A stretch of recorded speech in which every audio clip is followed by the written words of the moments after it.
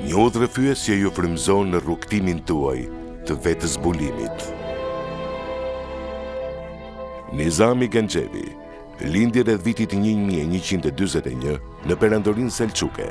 Megjithatë, për mijëra vjet, ky poet Azerbajxhanas ka magjepsur njerëzimin. Ne e gjejmë ndikimin e tij në poemat legjendare të Goethes dhe Shakespeare-it, në këngët e muzikantit të vlerësuar me çmime, Eric Clapton, dhe në operat e Puccinit. Ne njohim personazhet e tij, Leila dhe Mejnun, Nushaba, Aleksandri i Madh. Në artet moderne dhe letërsi, megjithse ai jeton të gjithë jetën në Genxha, një qytet i lashtë që ndodhet në pjesën perëndimore të Azerbajxhanit të sotëm. Koncepti i botës së Nizamit, në thelb, është i përjetshëm. Ai është një mjeshtër i fjalës, një hero i popullit dhe një mësues që mishëron të një kapacitet të madh për dashurinë, humanizmin dhe leadershipin. Ai ka aftësinë të na ndriçojë, larg pamësinë për të na lidhur dhe fuqinë për të na ndryshuar.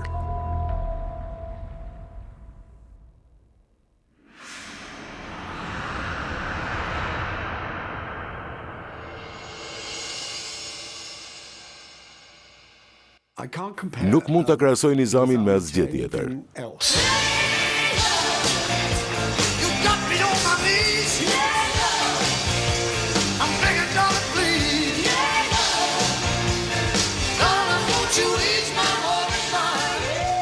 Me Nizamin, pasioni ishte shumë i lehtë për t'u lexuar dhe shumë emocionues, shumë pasionant. Ai ishte një person kaq humanist. Unë personalisht nuk njoh asnjë figurë tjetër që t'i afrohet humanizmit të tij. Nizam Ganxhevi nuk është thjesht poet, jo thjesht shkrimtar. Ai është një person shpirtëror. Ai është i mençur dhe besoj se i përket të gjitha kohrave dhe kulturave. Ai është një person shumë i vështirë për të kuptuar. Ai tregon histori që na gacmojnë. Për mua Nizami është një aventurë jashtëzakonshme. Edhe pa ditur për poemën e Nizamit në fillim apo diçka të tillë, isha e magjepsur pasaj, sepse këto janë përshkrimet të dashurisë të dikujt që janë kaq intensive. Poemat e Nizamit janë jashtëzakonisht të përsosura, siç shprehej Goethe, një vlerësim shumë i madh, jo vetëm një kompliment, por një kuptim i thellë i Nizamit.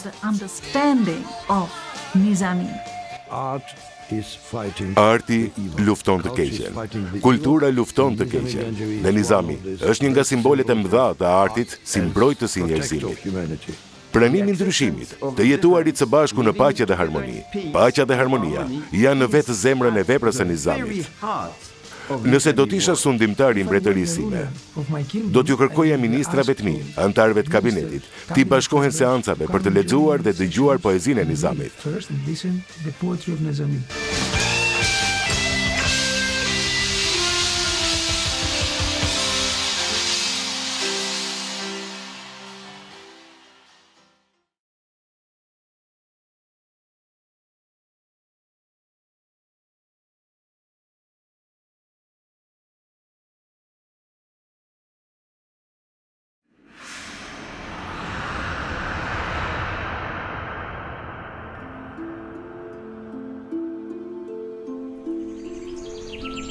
Nga të gjitha mësimet që mund të nxjerrim nga ky poet i pasur në krijime, më i madhi është ai i dashurisë.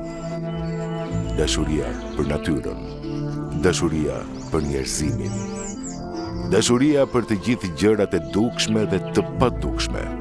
Talenti i tij për të shpalosur thellësinë e gjendjes njerëzore, çoi në tema të panumërta që ende i gjejmë në artin dhe letërsinë klasike dhe bashkohore sot.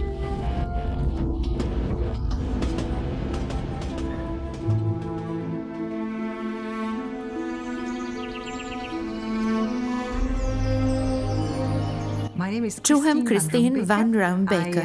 Jam me origjinë belge, por punoj në Universitetin e Cambridge-it në Mbretërinë e Bashkuar, në Fakultetin e Studimeve Aziatike dhe të Lindjes së Mesme. Mendoj se ai ishte një njeri tepër inteligjent, i jashtëzakonshëm, figurë shumë e lartë dhe i mirë arsimuar. Duhet të dini për filozofinë e asaj kohe, duhet të dini për astronominë, farmakologjinë, për të gjitha llojet e dijeve dhe shkencave për të kuptuar imazhet që ai përdor në poezinë e tij. Ai është gjithashtu shumë i rafinuar në sensin e tij të humorit, por është gjithmonë aty. Ai nuk është kurrë tragjik. Nuk e ka për synim të na bëjë të shajmë. E kuptoni? Ai ka për qëllim të na bëjë të mendojmë. Dhe ai është jashtëzakonisht bujar, sepse nëse do ta kuptosh vërtet mesazhin e Nizamit, nuk mjaftojnë vetëm këto histori të vogla.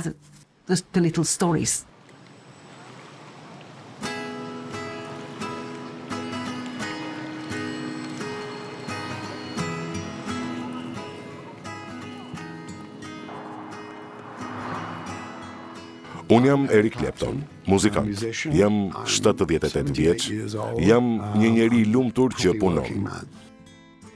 Muzikanti dhe tekst shkruesi ndërkombëtar Eric Clapton u njoh për herë të parë me veprën e Nizami Ganxhevit në të 30-tat e tij. Libri me poema ndryshoi rrjedhën e jetës së tij dhe punën e tij si autor dhe artist. Ishte në vitet 60, ndoshta 66 ose 67, jetoja në Chelsea ku jemi tani. Kisha bërë disa miq në komunitetin lokal dhe njëri prej tyre ishte shumë interesuar për lëvizjen sufiste. Emri i tij ishte Jan Dallas. Kisha simpati për këtë djalë. Ishte një burr shumë i mençur, pak më i madh se ne të tjerët që jetonim në Chelsea. Muzikant dhe artistë të tjerë. Shkova ta vizitoja një ditë dhe ai filloi të më fliste për sufizmin dhe më tregoi këtë libër.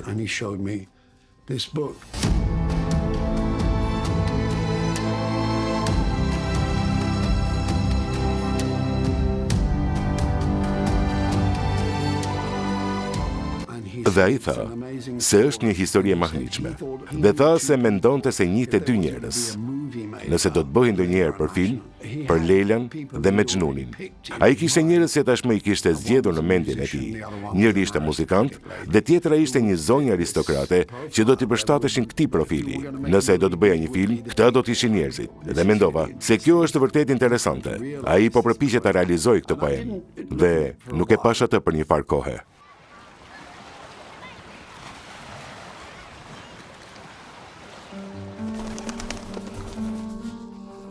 Nga Londra në Los Angeles, fjalët e Nizamit u bartën përtej Atlantikut dhe në botën e producentes fituese të çmimit Oscar, Lili Finizanuk, e njohur për filmat si Driver of Miss Daisy, Shoferi i zonjush Daisy dhe Kokon. Lidhja e Lilit me Erikun filloi si një bashkëpunim profesional dhe u kthye në një miqësi të përjetshme. Ajo drejtoi dokumentarin muzikor Eric Clapton, Jeta në 12 takte. E po, unë kisha bler Leila and Other Love Songs. Leila dhe këngë të tjera dashurie kur doli, por gjithmonë kisha qenë e magjepsur me të, sepse as pa ditur për poemën e Nizamit në fillim apo diçka të tillë, isha e magjepsur pastaj, sepse këto janë përshkrime të dashuruarit të dikujt dhe janë kaq intensive.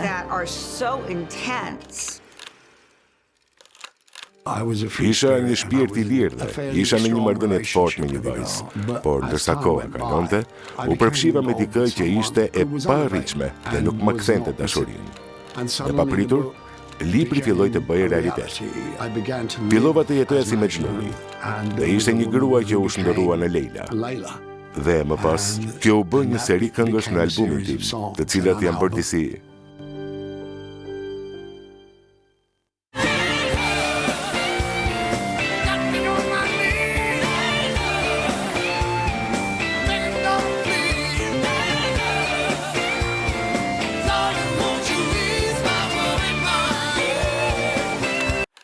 Kur njerëzit mendojnë për mua si muzikant ose për punën time, kënga Leila është ajo me të cilën lidhen të gjithë.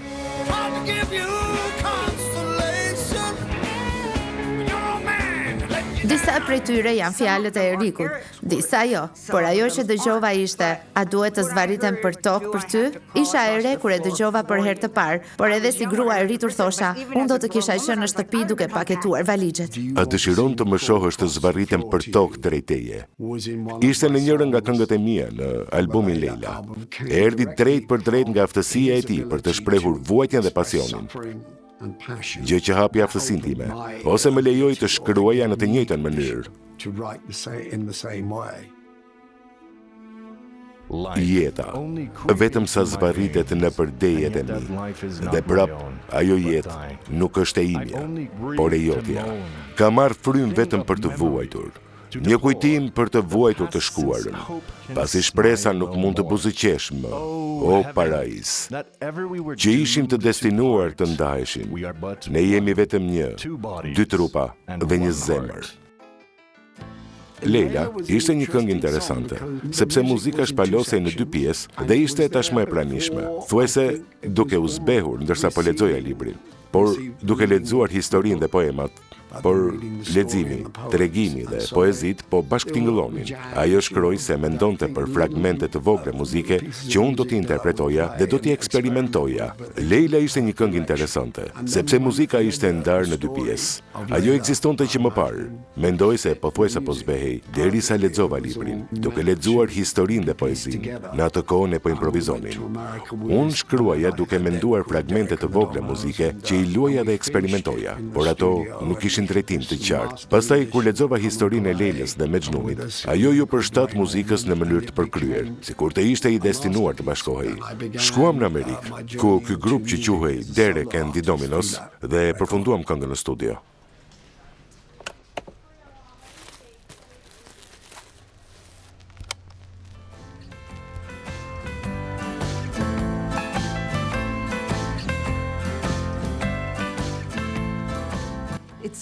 Nuk është as pak një histori e lumtur. Historia e Leilës dhe Mexhnunit është për kaq e famshme në mbar botën e lindjes së mesme, por kur në të vërtetë lexon ato që shkrua Nizami, i cili ishte i pari që e hodhi këtë histori në formë poeme, kupton se shumë të tjerë kanë shkruar më pas për të dhe e kanë transformuar përsëri. Por ajo që tregon Nizami është se Mexhnun në thelb është i pari që është thellësisht i mirë, dhe duke qenë i tillë, ai i bën të mirë të gjithë ata që e rrethojnë. Umanita nga thellësia e dhimbjes që gjendet në album. Nga kjo lloj dhimbjeje e përhershme që dashuria mund të shkaktojë. Një dhimbje që zhderohet në diçka që kushtoj që ka dashur e kupton, dhe deri në atë nivel sa të çon kjo ndenjë, e pa këtë si frymëzim për albumin e tij. Prindrit e tij vdesin. Leila nuk është më e lumtur. Burri i saj nuk është i lumtur. Askush nuk është i lumtur. Mendoj se ai ishte i bekuar me dhunti për këtë libër. Këto janë llojet e dhuntive që nuk hasen shpesh. Dhe papritur të jepet diçka në të cilën lexon dhe thua, kjo flet për mua, e dini? Kështu që mendoj se kjo ndodhi dhe prandaj ai mundi të lidhej me të. Kjo ishte ajo që ndjeu. Ajo ishte dhimbja në të cilën ndodhej kur mori librin. Prova e kësaj është se është bërë kaq e famshme, edhe pse ka kaq shumë njerëz që kanë rishkruar historinë dhe ka kaq shumë filma të bërë për të, është vërtet një vepër jashtëzakonisht e pasur dhe komplekse nga Nizami. Bëhet iracional, shmendet dhe ikën nga shoqëria dhe të gjitha rregullat e shoqërisë që po i vën fre dashurisë entuziaste dhe rinore. Kështu që ai ikën nuk mund ta përballoj. Pra në një farë mënyre është një lloj dobësie, dhe ai do ta transformojë atë dobësi në një ndjenjë kaq të fuqishme, duke refuzuar shoqërinë e mbyllur dhe thjesht duke krijuar, duke qenë shkretë të tir, duke qenë vetëm, duke krijuar atë lloj kalimi drejt hyjnisë. Creating that sort of passage towards divinity. Mendoj se duhet shumë kohë për të mësuar rreth dashurisë. Ironia është se mendoj se në kohën kur mësova për dashurinë, jeta ime ishte pothuajse gati në fund. E dini, jam në fazën e tretë të jetës time. Shpresoj të jem shumë i gjatë, por jam ende i ri për të kuptuar që dashuria nuk ka kufi realisht. Dhe vërtet më duhet të mësoj të dua veten së pari në mënyrë që të dua dikë tjetër. Pjesa e trishtueshme e historisë së ndjenjave të tij është se obsesioni i tij lidhej me diçka që ai nuk mund ta arrinte. Dhe ndoshta një pjesë e mësimit që vjen prej kësaj është se ky obsesion shndërrohet në diçka më vete, në diçka që nuk mund të shërohet apo të përmbushet kurrë plotësisht, edhe pse dashuria e vërtet mund të ekzistojë gjithsesi. Mendoj se ai e kupton që ka mënyra të ndryshme për të dashur, se ekzistojnë lloje të ndryshme dashurie. Është miqësia, e cila është jashtëzakonisht e rëndësishme si formë dashurie. Është pasioni seksual, që shpreh merret si dashuria e vet. Është pasioni seksual, që shpesh merret si dashuria e vërtet. Është respekti dhe admirimi. Ka edhe dimensione mistike të dashurisë. Dhe pastaj është vetjeta, mënyra se si ajo vendos për ty. Çfarë lloj njerëzish do të duhen, çfarë aventurash do të përjetosh dhe çfarë marrëdhëniesh dashurie do të kesh.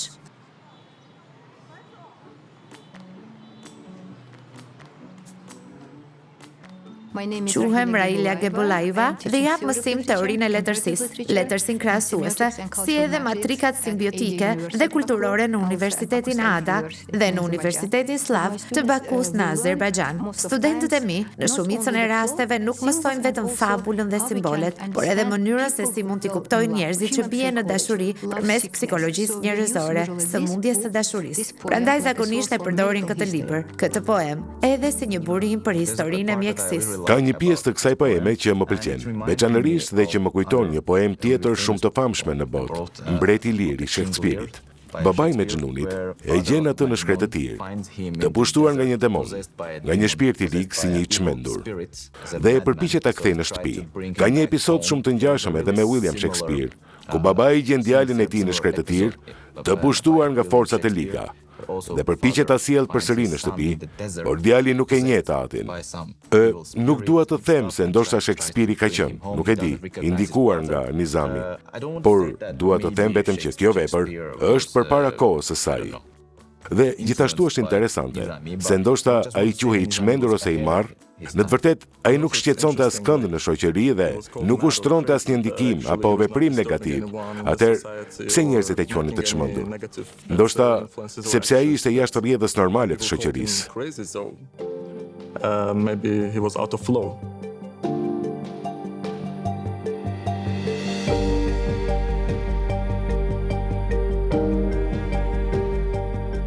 Ai shkruan për mënyrën se si ta them, mbizotëron dimensioni mistik apo një qëndrim të jetës dhe dashurisë i udhëhequr nga bota shpirtërore, te një çift të dashuruarish fatkeq, të destinuar nga yjet, që në fillim historia i ngjan shumë asaj që ne e njohim nga Shakespeare, Romeo dhe Julieta. Ata janë të destinuar nga yjet. Familjet nuk duan që fëmijët të martohen apo të jenë bashkë, por ata vazhdojnë ta duan njëri tjetrin. Megjithatë, kjo dashuri do të transformohet. Ky djalë i ri trondit e thellë nga fakti se nuk mund të ketë dashurën e tij, Leilën, dhe dashuria e tij shndërrohet në një dashuri të çmishëruar, të shkëputur nga trupi. Nizami na e shfaq këtë përmes një poeme jashtëzakonisht të rreptë dhe të rafinuar, që përshkruan transformimin e tij përtej bote shpirtërore. Mendoj se një nga arsyet pse kjo ndodhi edhe me Erikun ishte se të qenit artist i dhuroi atij lirin për të depurtuar deri atje, qoftë edhe vetëm në hapësirën e imagjinatës. Ai e ka lirin të marrë gjithçka që e frymëzon dhe ta ngrejë në një nivel tjetër. Kjo liri të ndihmon edhe ty ta bësh këtë. Nuk është diçka që diskuton me miqt, e di? Nuk ka askënd që të tërheqë nga buza e umnerës. Nuk ka askënd që të thotë, a je i çmendur? Kjo nuk do të ndodhë. Në poem, sigurisht, ka njerëz që i thonë Majnunit se kjo nuk ka për të ndodhur kur, por edhe kjo sërish është ajo që e bën historinë kaq magjepsëse. Dashuria e tij është për te arsyes, në një shkallë të jashtëzakonshme, në një mënyrë që as nuk di si ta shpjegoj. Kjo në fakt e kalon Romeo dhe Julietën, e bën Romeo dhe Julietën të duken si një mundësi, sikur ata ndoshta edhe mund të kishin jetuar të lumtur dhe përgjithmonë. Ndërsa në këtë vepër, kjo nuk ishte kur diçka që mund të ndodhte, dhe arsyeja ishte thellësia absolute e dashurisë së Majnunit për Leilën.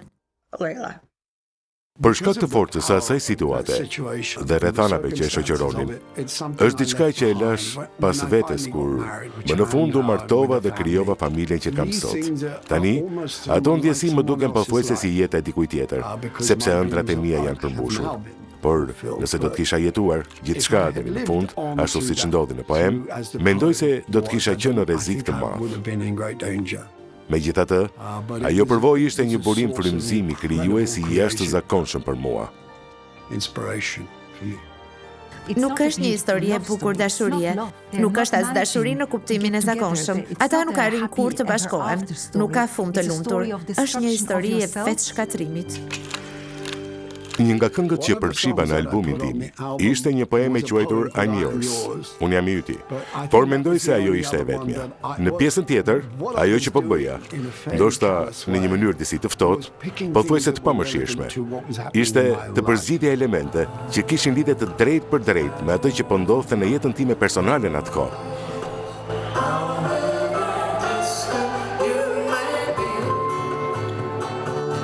Çdo fllaç që fryn më sjell aromën tënde. Çdo zog që këndon më thërret emrin tënd. Çdo ëndër që shfaqet më sjell fytyrën tënde. Çdo shikim në fytyrën tënde ka lënë gjurmët e tij tek unë. Jam i yti. Tani jam i yti, qoftë afër apo larg. Pikëllimi yt është i imi. I gjithë i imi, kudo që të jesh. Unë jam i yti, ishte një lloj betimi, nëse mund ta shohim në këtë mënyrë, ndërsa Leila ishte në të vërtetë një përshkrim i asaj që po më ndodhte realisht në jetën time në atë kohë. Shumë personale.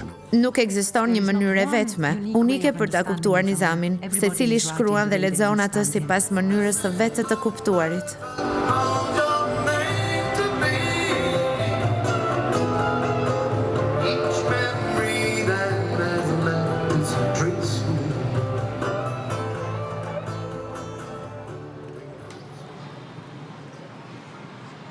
Mi chiedo vale la pena di restare qui abbracciati mentre il giorno non c'è più e la luna da lassù fa da specchio ai nostri baci. Por Leila dhe Mexhnuni nuk ishte e vetmja poem nga Kamas e Nizamit që gjeti rrugën e saj drejt artit dhe muzikës bashkohore. Opera legjendare Turandot e bëri të famshme nga Giacomo Puccini në vitin 1924. I ka rënjët e saj në poemën e 4 të Kamas, 7 bukurit. Mentre il sole si svegliava, ti ho trovato accanto a me con la tazza del caffè, pronto caldo che fumava. Mi hai guardato negli occhi. Quhem Luigi Viani dhe jam menaxheri i marrëdhënieve të jashtme në fondacionin e Giacomo Puccinit. Mirë se vini në qytetin e Lucas, vendlindjen e Giacomo Puccinit. Kjo është pianoja që Puccini bleu në vitin 1901 dhe mbi të cilën ai kompozoi Turandot. Ishte vetmja piano me të cilën ai mund të luante në atë periudhë. Trashëgimia e Puccinit sot është e jashtëzakonshme. Ai është kompozitori i dytë më interpretuar në botë dhe çdo ditë nëpër botë vihen në skenë 3 opera të tij. That every day there are 3 opera of Puccini that are performed in the world. Tra i tuoi baci.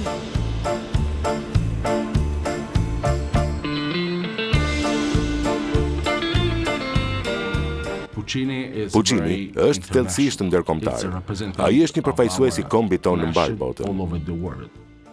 Muzika e tij njihet kudo dhe ai ishte mjaft i zgjuar për të kompozuar për kultura dhe hapësira të ndryshme, për Azinë dhe Japoninë, për Shtetet e Bashkuara, me operën Vajza e Perëndimit të Artë, për Parisin dhe Bohemin, për Romën me Toska, si dhe për Kinën dhe Persin me Turandot.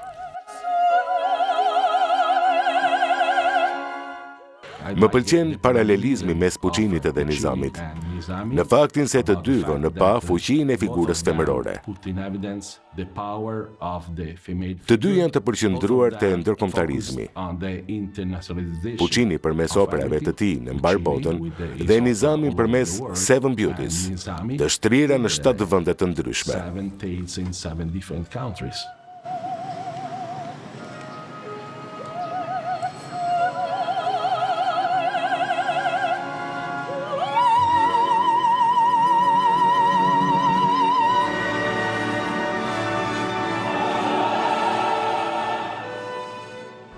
Quhem Robert Wilson dhe mund të flas edhe në emër të artistëve.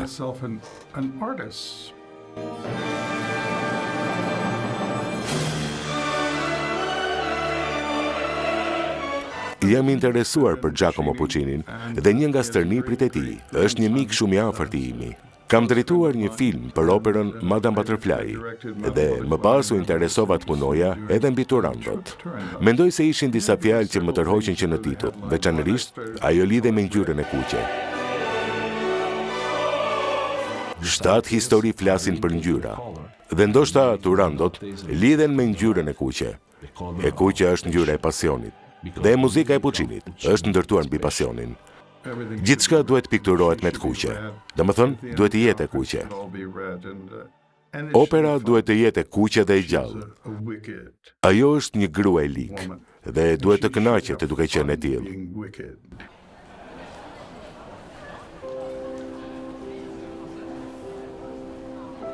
Në veprat e mëdha, zakonisht mund t'ia thuash vetes shumë thjesht. Cila është kjo histori? Mendoj se në Zanafillën e Turandot qëndron një histori e thjeshtë dashurie, dhe kjo është ajo që e bë botën në lëvizje. That's what makes the world go around.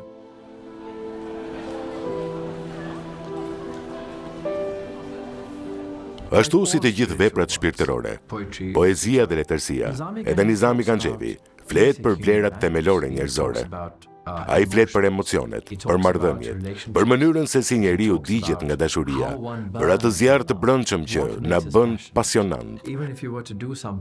Edhe sot, nëse nuk je i pasionuar për atë që bën, nuk mund ta realizosh në një nivel të lartë, me cilësi dhe vlerë të vërtetë. Pa pasion, puna nuk arrin kurrë madhështinë e saj.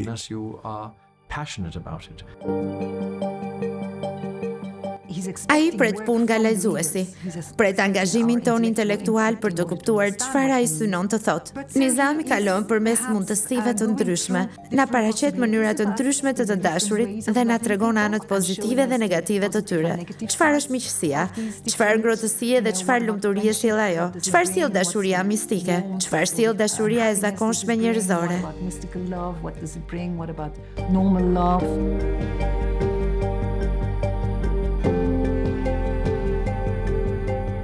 Kriza e kohës sonë nuk është mjedisi. Kriza e vërtetë është shembja e vlerave.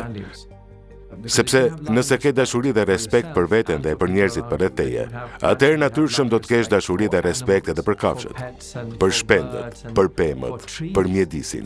Ky është mesazhi që poezia dhe letërsia sufiste përpiqen të na përcjellin.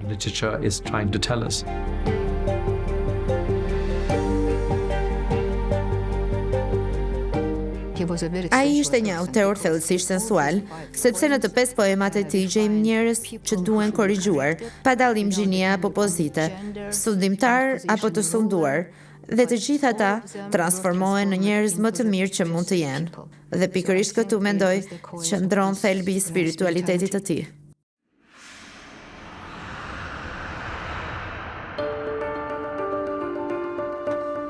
Portretizimi i grave dhe e gjinisë nga Nizami është një nga aspektet më magjepsëse të poezisë së tij.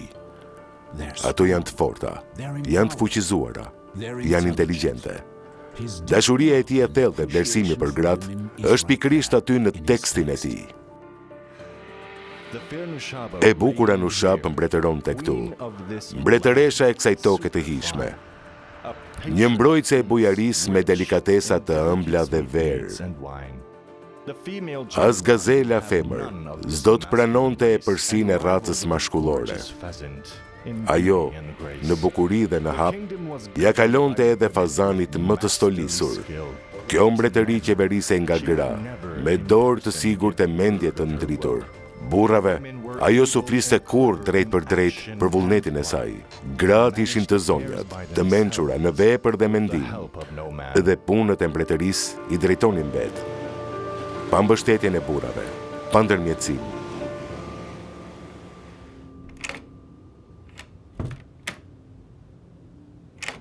Nëse do ta sillnim Nizamin në ditët tona, ai me shumë gjasë do të quhej për nga veprat e tij letrare një autor feminist.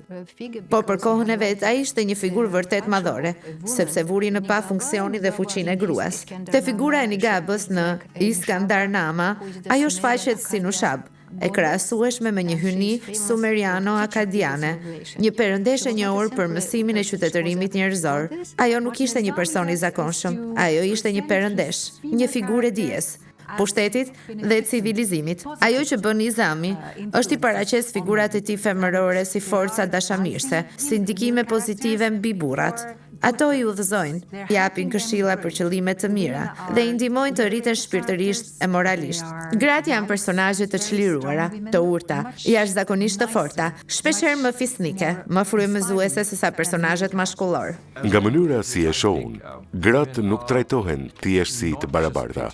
Ato trajtohen në një farë mase, si më të fuqishme në këto vepra.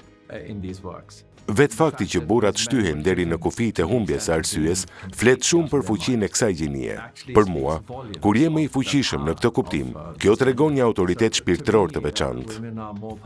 Edhe në traditat tona, mjeshtrit shpirtëror kanë theksuar gjithmonë se aftësia për të dashur me pasion lind nga prania e gruas. To love passionately is generated by the presence of a woman. Koncepti gjinis, ashtu si që shohim sot, është shumë i ndryshëm nga mënyra se si e shihnin ata. Nuk ishte konflikt gjinor, nuk ishte luftë gjinore. Këta ishin personazhe të fuqishëm, secili në mënyrën e vet. Nuk ishte betejë mes tyre, përkundrazi. Ata plotsonin njëri tjetrin. Dhe megjithse nuk ishin gjithmonë të barabartë në të njëjtën mënyrë, marrëdhënia e tyre ndërtohej mbi një ekuilibër të thellë, jo mbi përplasje. Do të thoja, edhe pse është një mundësi, pasi dim shumë pak për figurën e tij dhe e di që tingëllon si një sugjerim i çmendur, se ndoshta Nizami ishte një poet grua. Aq thellësisht është i përqendruar te gratë, aq me ndjeshmëri dhe finesi trajton ato, sa pothuajse të shtyn të mendosh kështu. Sot, nëse do të lexoje një vepër me një prani kaq të fortë femërore, me një kuptim kaq intim të botës së gruas, instinktivisht do të mendoje se autorja është një grua.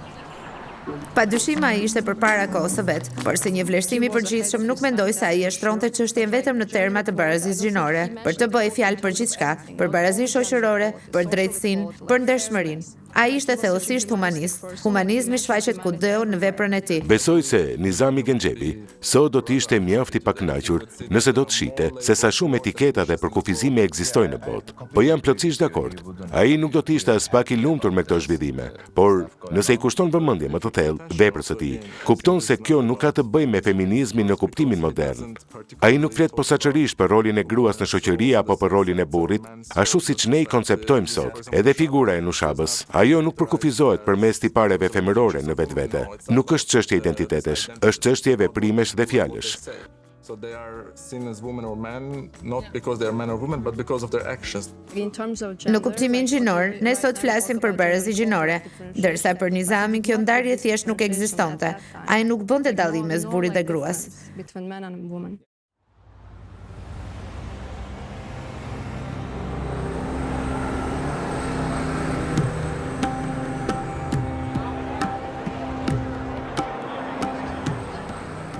Po përtej konformiteteve tradicionale gjinore, Nizami Genxhevi vlerësonte dhe promovonte humanizmin dhe barazinë, një dashuri të qëndrueshme për të gjithë njerëzit. Nizami Genxhevi mbronte qartësisht humanizmin, por duhet thënë se po në humanizëm, njeriu është në qendër dhe mirëqenia e tij është thelbësore. Dhe pikërisht këtë kërkon edhe spiritualiteti, sepse në thelb gjithçka ka të bëjë me njeriu. Dhe mendoj se ka një gjë për të cilën duhet të jemi shumë të qartë.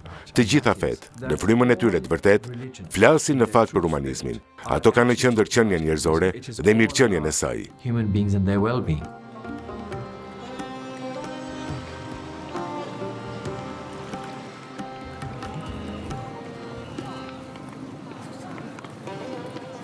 Nizami nuk ka kur personazhe negative të përkufizuara përmes fesë së tyre, kombësisë apo përkatësisë etnike, apo sepse vijnë nga një vend tjetër. Sigurisht nocioni i tjetërsisë, ndarja mes meje dhe tjetrit, ka ekzistuar në çdo epokë, por Nizami kur nuk e vëtheksin mbi këtë tjetër si një personazh negativ.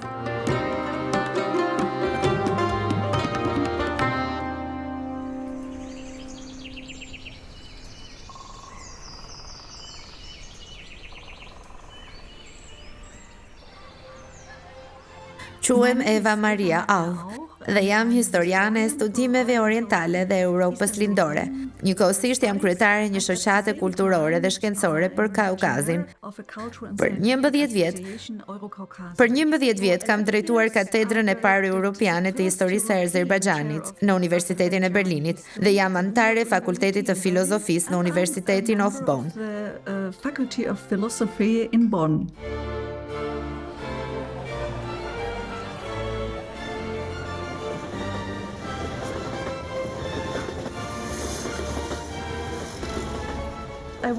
Kam qenë studentja e parë gjermane në Baku State University, që studioi studime orientale dhe studime slave. Pranë universitetit ton, ndodhe një monument e Nizamit dhe Muzeu i Letërsisë. Dhe për mua ishte shumë interesante të shija se Baku ishte një qytet thellësisht multikulturor dhe multireligjioz. Nga njëra anë u mahnita nga faktori shumë etnik dhe shumë kulturor i Bakus. Një histori pothuajse e panjohur në Gjermani. Nga ana tjetër, u bëra e vetëdijshme se kufit politik të asaj kohe ndërprisnin hapësira kulturore dhe se ekziston një lidhje historike e thellë e Kaukazit me Azin, me botën arabe, turke dhe perse. Of Caucasus with Asia, with Arab, Turkish, Persian world.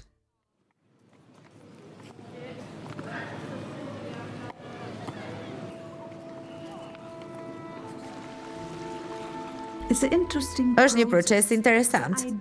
Në kulturat të tjera, mund të gjejmë veten.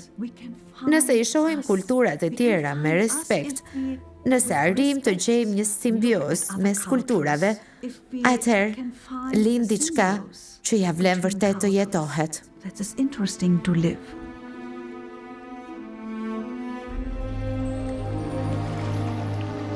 Sot kemi nevojë për idenë e Nizamit, më shumë se në periudhat e mëparshme, veçanërisht gjatë 2 apo 3 viteve të fundit, ose pas shëmbjes së vendeve socialiste. Mendoj se Nizami nuk mund të jetë i pranishëm vetëm në programet shkollore, as vetëm në shkollat azerbaxhanase apo perse. Ai duhet të përfshihet në programet mësimore të gjithëve.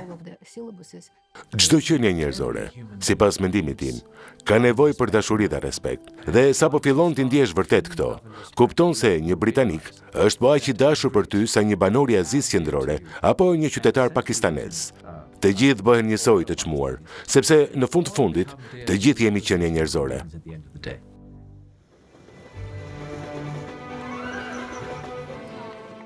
Ne mund ta kuptojmë të tashmen vetëm atëherë kur kuptojmë të shkuarën. Dhe vetëm mbi këtë bazë mund të mendojmë për të ardhmen. Për të tashmen dhe për të ardhmen, ne kemi nevojë për historinë. Këtë e ndjej thellësisht. Dhe letërsia është një mjet i fuqishëm për të hyrë në histori.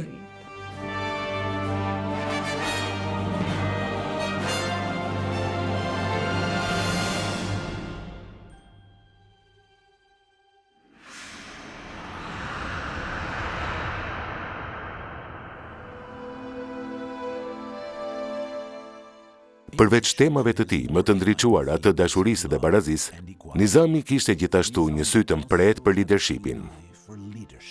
Si shumë poetë të kohës, ai u ngarkua nga obori mbretëror, gjë që i siguroi akses ekskluziv në funksionimin e brendshëm të mbretërimit të tyre. Secila nga 5 poemat e tij narrative ju kushtua një sundimtari të ndryshëm. Dhe është e qartë se si ai shite ata përmes lenteve të ndryshme.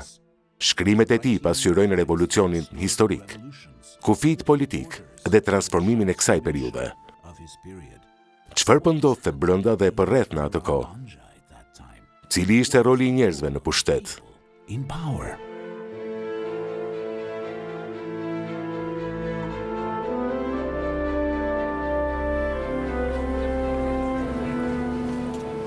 Nizami Gënxhepi dhe trashëgimia e tij është pjesë e trashëgimisë së botës.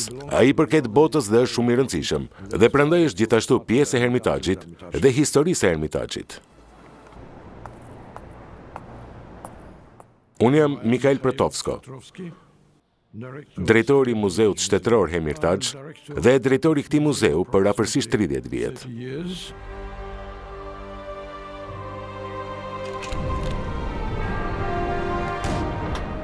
Në luftën e dytë botërore, një nga ngjarjet më të rëndësishme ishte rrethimi i Leningradit. Nazistët ishin në pushtet, duke i detyruar njerëzit të dorëzoheshin përmes urisë. Por në këtë kohë të errët, Hermitage zgjodhi përkujtimin e Nizami Ganxhevit si një simbol të rite. Gjatë luftës së dytë botërore, një nga ngjarjet më të rëndësishme ishte rrethimi i Leningradit për shkak të mizorisë së tij të jashtëzakonshme. Njerëzit vdisnin masivisht, dhe nazistët synonin të detyronin popullsinë të dorëzohej nga uria. Në këtë situatë tragjike, me civilët të rrethuar në qytetin e shndërruar në një hapësirë ku lufta dhe uria merrnin jetë çdo ditë, Muzeu Hermitagjit vendosi të organizojë një festim. Një festim që në vende të tjera të botës ishte shtyrë për shkak të luftës, kushtuar Nizami Ganxhevit. Për të, arti ishte art, kultura ishte kulturë. Origjina kombëtare ka rëndësinë e vet, por arti dhe artistët nuk mund të maten me prejardhjen e tyre kombëtare.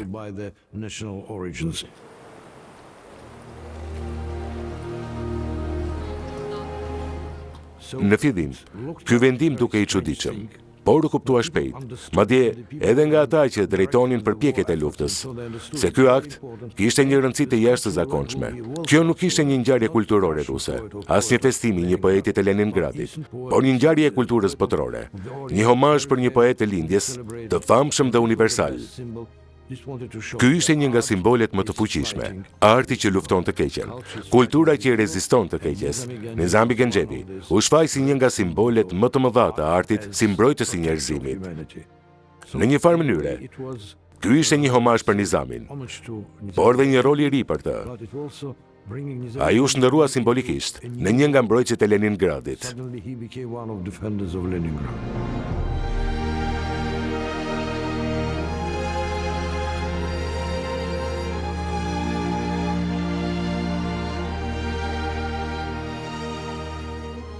Ky akt shënoi një hap drejt një mirëkuptimi më të thellë. Pas luftës, dhe sigurisht edhe fal kësaj ngjarje, emri Nizamit u bë i njohur për të gjithë. Rusia nuk ishte më i vetmi vend që gjeti paqe, pranim dhe mirëkuptim në veprën e Nizamit.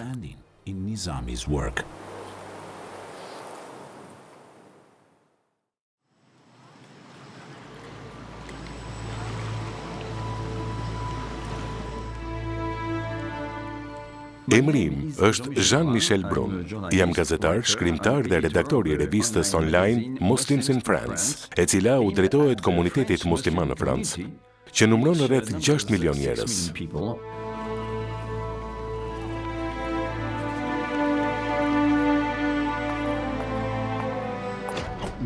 Nuk është sekret që sot muslimanët janë të shënjestruar në Francë, veçanërisht nga klasa politike,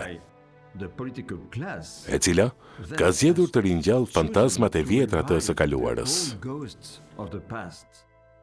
Pikërisht, idenë se një vend mund të bashkohet duke shpikur një armik të përbashkët, i cili do të ishte shkaku i të gjitha fatkeqësive tona, dhe se mjafton ta eliminosh atë për t'i kthyer gjërat në rregull. Kjo është teoria e kurbanit e analizuar nga filozofi francez René Girard.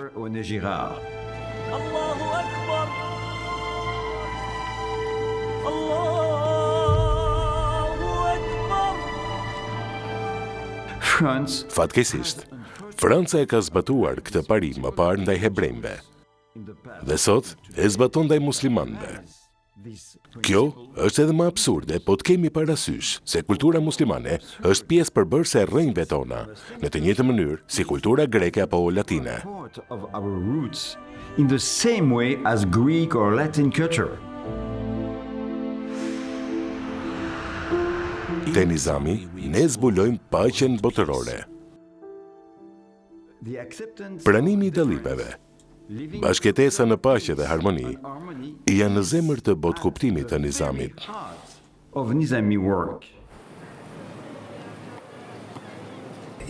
Nëse do t'isha sundimtari i mbretërisë sime, do t'i kërkoja ministrave të mi, antarëve të kabinetit, familjes dhe të afërmve, të merrnin pjesë në seanca ku, para së gjithash, do të lexonin dhe do të dëgjonin poezinë e Nizamit.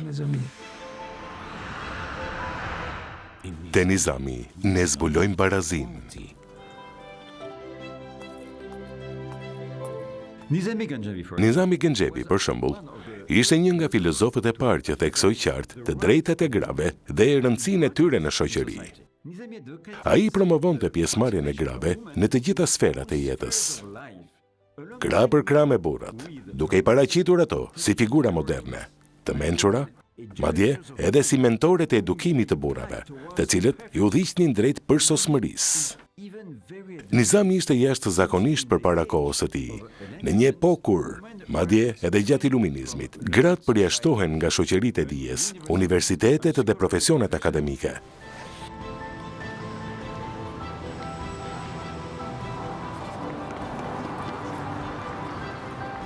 Një aforizëm i Nizamit thot: nëse je njeri, bashkëjeto me njerëzit, vetëm atëherë humanizmi yt do të tingëlloj si një thirrje zgjimi. Ky mesazh na fton të rizbulojmë lidhjet tona të vllazërisë si themel për një bashkëjetesë harmonike. Shumë përpara kohës së tij, te Nizami ne shqyrtojmë edhe ndryshimet klimatike.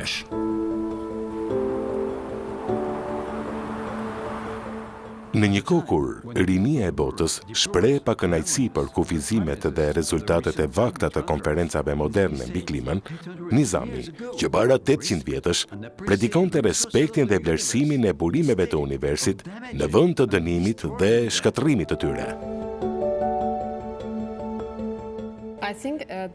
Mendoj se mënyra se si Nizami e përshkroi brezin e tij ishte gjithmonë e lidhur me të ardhmen. Ai i krahasonte udhëheqësit e kohës së vet me atë se si do të donte të shihte ata në të ardhmen. Më të drejtë, më të ndershëm, me barazi shoqërore në çdo aspekt, pa korrupsion dhe pa drejtësi. Ky kontrast midis vizionit të tij dhe realitetit të sotëm na shtyn të reflektojmë më thellë. Megjithatë nuk do të pajtohesha me idenë se udhëheqësit e sotëm kanë arritur nivelin që Nizami shpresonte. Në shumicën e rasteve shohim politikanë që zgjedhin pushtetin mbi drejtësinë, ndërsa vetë Nizami jetonte sipas një filozofie të thjeshtë, një jetë minimale, e ndershme dhe e lumtur, pa grabitur të tjerët. Ai ëndërronte një botë të drejtë, të ndërtuar mbi barazi dhe respekt reciprok. Nizami shkroi dikur: kërko paqen për njerëzit. Pse ti lëndosh ata? Çfarë mund të sjellë padrejtësia, veç turbit? Bota nuk pushtohet me tirani. Mbretëria fitohet vetëm me drejtësi. A do t'ishte i kënaqur apo i tronditur, po të shihte sot gjendjen e botës?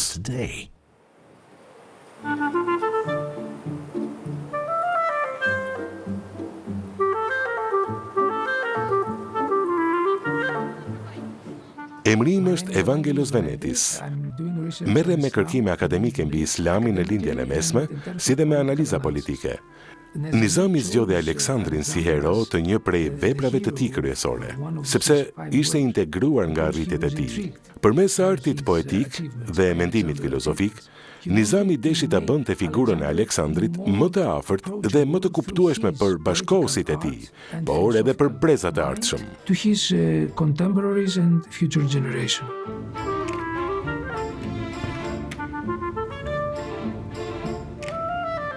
Vepra dhe personaliteti Nizami Gengjevit janë jashtëzakonisht të rëndësishme për qytetarin e ditëve tona për dy arsye kryesore. Së pari, për shkak të spiritualitetit që buron nga vepra e tij. Një spiritualitet shumë i dëshiruar dhe shumë i kërkuar sot.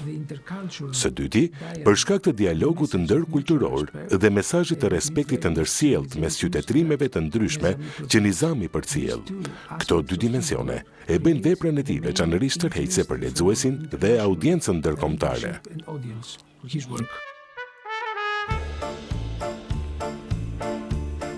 Nizami Gengjevi është para së gjithësh një urë shpirtërore midis lindjes dhe perëndimit, midis kulturave të ndryshme, madje mund të themi edhe midis veriut dhe jugut. Njëkohësisht, ai pasqyron lidhjen mes kësaj bote dhe botës tjetër, mes realitetit toksor dhe realitetit shpirtëror.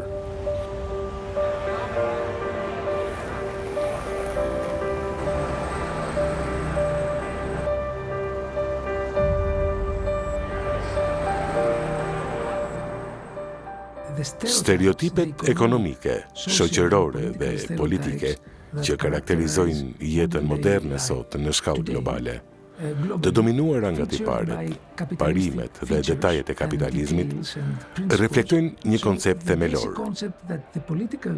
arrogancën dhe egoizmin si pasojë të materializmit. Sipas standardeve të Nizamit, materializmi është armik. So materialism is an enemy by Nizami standards. Mendoj se nëse Nizami do të kthehej sot nga bota ku ndodhet tani, ai do të ndjehej thellësisht i dëshpëruar dhe do të qante me njëherë, duke parë këtë dekadencë dhe këtë rënje të njerëzimit. Kjo letërsi poetike sufiste dhe kjo poezi janë sot më aktuale se kur, sepse mendoj se shoqëria dhe të gjitha kulturat po humbasin me shpejtësi vlerat themelore. Bota, shkrimi, ndikimi që ky poeti i madh ka lënë për ne, vërtet la gjurmë në botë. Letërsia e tij, me paralajmërime dhe ndjeshmëri, konceptet e tij, sa moderne, aqet e të përjetshme. Çfarë do të thotë Nizami Genxhevi për ju? Për mua, Nizami ishte fillimi i vetëdijes sime krijuese. Ai më frymëzoi të bëhesha kantautor, sepse fliste për gjëra që po i përjetoja vetë: pasionin, dashurinë e njanshme, mallin. Në rrëfimet e tij dhe në të gjithë imagjinatën vizuale që krijonte, gjeta diçka me të cilën identifikohesha lehtësisht. Edhe pse jam ende një kantautor amator, një interpretues, e pata shumë të lehtë për të identifikuar me të.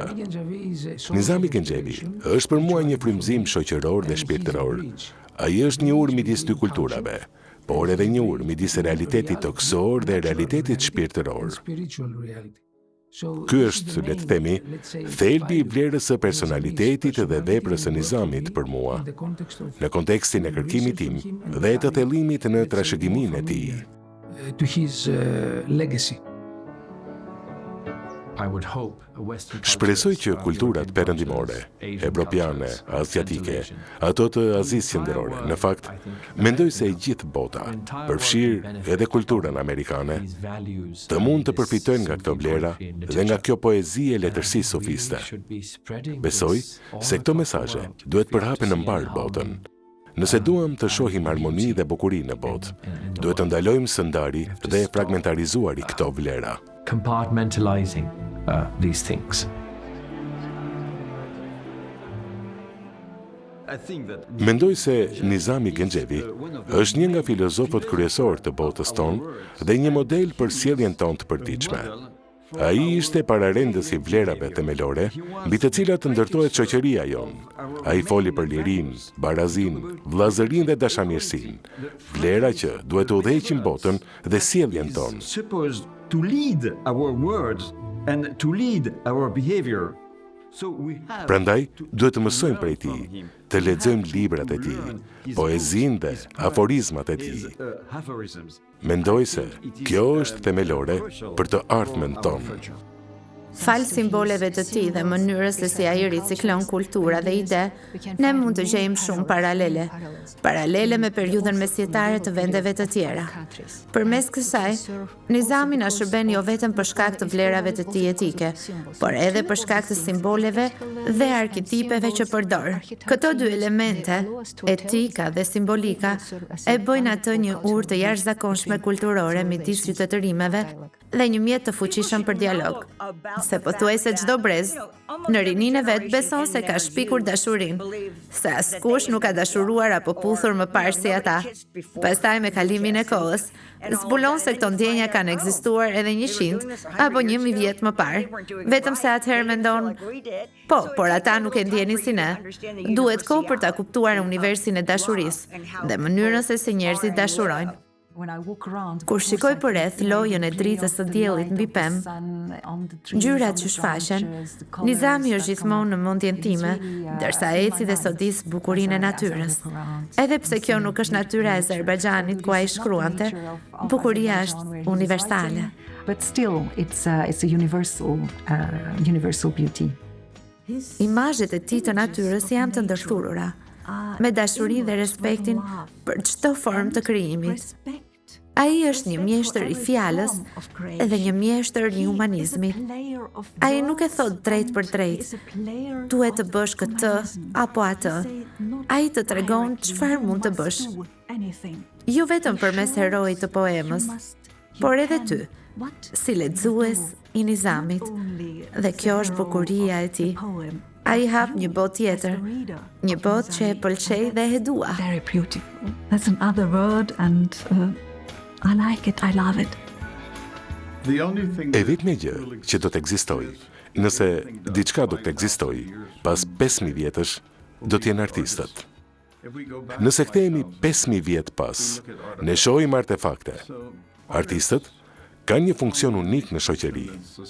Ata janë ditarët, kronikat dhe kujtesa e kohës tonë.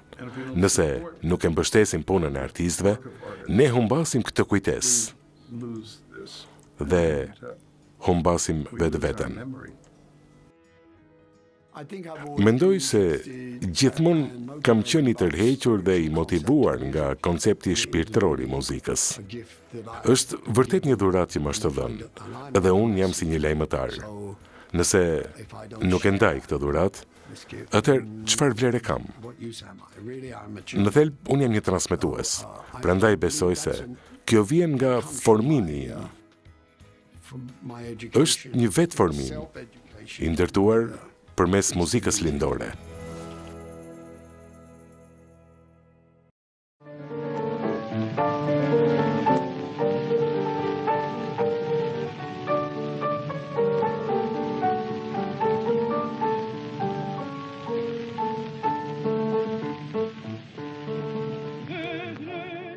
Mendoj se gjëja më e mirë për të shprehur këtë është se ekziston bukuria në të vërtetën, që ekziston bukuri në gjithçka.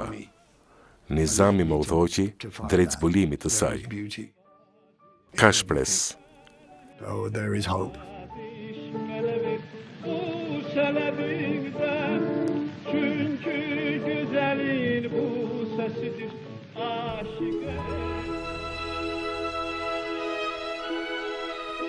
Te Nizami Gencevi, ne gjejmë shpresën. Në shpresë gjejmë paqen. Dhe në paqe vazhdojmë të ndërtojmë një botë më të ndritur, më gjithëpërfshirëse dhe më të dashur për brezat që do të vinë.